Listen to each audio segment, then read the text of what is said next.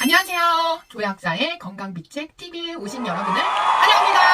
오늘은 인터넷에서 유행하고 있는 소금물 요법을 하시는 것이 왜 안 좋은지 알려드릴게요.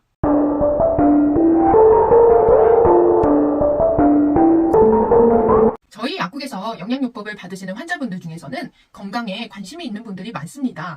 그럼 보통 건강 정보를 인터넷도 찾아보시고 유튜브도 찾아보시는데 유튜브에 소금물 요법이 몸에 좋다고 하시면서 소금물 요법을 하시는 경우가 많습니다. 소금물 요법을 주장하시는 분들의 얘기를 들어보면 소금물을 먹으면 저산증이 해소돼서 소화도 잘 되고 혈액순환도 잘 된다고 말씀을 하십니다. 그리고 소금물을 먹으면 몸에 수분을 가지고 있을 수 있어서 탈수를 방지한다고도 하시죠. 저산증을 소금으로 예방할 수 있다는 것은 위산을 만드는 원료가 물과 소금이기 때문인데 위산인 HCl은 물을 분해해서 나오는 수소와 소금을 분해해서 나오는 염소로 이루어져 있습니다.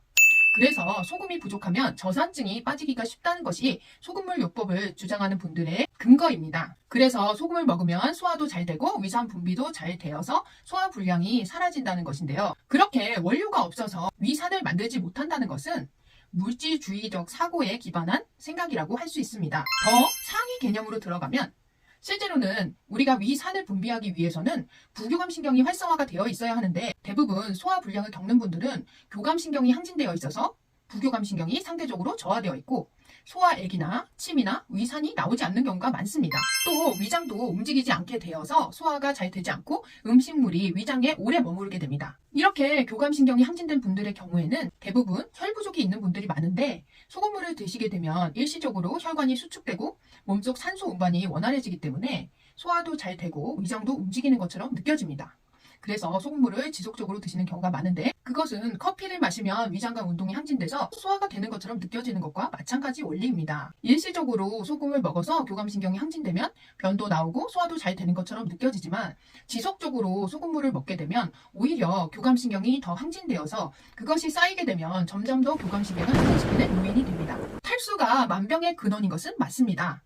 그러나 정상적인 식사를 하루에 2번 또는 3번 하시는 분들 같은 경우에는 특히 우리나라 식단의 경우 소금은 매우 충분히 들어있습니다. 통계를 보면 보통 권장되는 하루 나트륨의 양은 2300ml 정도인데 우리나라 평균 소금 섭취량은 3300ml 정도라고 합니다. 무려 1.5배나 많은 양의 소금을 섭취하고 있다는 뜻입니다. 그래서 음식을 잘 드시는 분들의 경우에는 소금물을 따로 드실 필요가 전혀 없고 오히려 탈수를 방지하기 위해서 물을 2리터 이상 드시는 것이 좋습니다. 식사도 정상적으로 하시면서 소금물을 또 드신다면 너무 소금이 과다될 수가 있고 오히려 탈수 증상이 생길 수도 있습니다. 단식을 하시거나 하는 경우에는 소금이 부족하기 때문에 소금을 따로 물에 섞어서 드시는 것을 권해드리지만 단식을 하시는 경우가 아니고 정상적인 식사를 한 끼를 드시더라도 소금은 충분히 들어가 있기 때문에 따로 소금물 요법을 하실 필요는 없습니다. 특히 외국 같은 경우에는 소금을 전혀 안 하고 식사를 할 수도 있지만 예를 들어 샐러드를 드신다든지 고기나 생선을 구워 먹을 때 소금 간을 안 하면 정말 소금을 전혀 안 하고 드실 수도 있지만 우리나라는 기본적으로 밥과 국, 찌개 또는 반찬들이 다 소금 간이 되어 있기 때문에 소금이 부족할 일은 거의 없습니다. 그래서 물을 하루에 2리터 또는 피부염이 있으시거나 자가 면역 질환이 있는 분들의 경우에는 3리터까지도 권장해드리고 물을 많이 드시면 그 자체가 부교감신경을 활성화시켜주고 혈액순환을 원활하게 해주고 노폐물을 빼주어서 염증을 치료해주는 역할을 합니다. 또 부교감신경이 활성화되면 호흡이 편안해지고 불면증, 소화불량, 변비 등이 좋아지실 수 있습니다.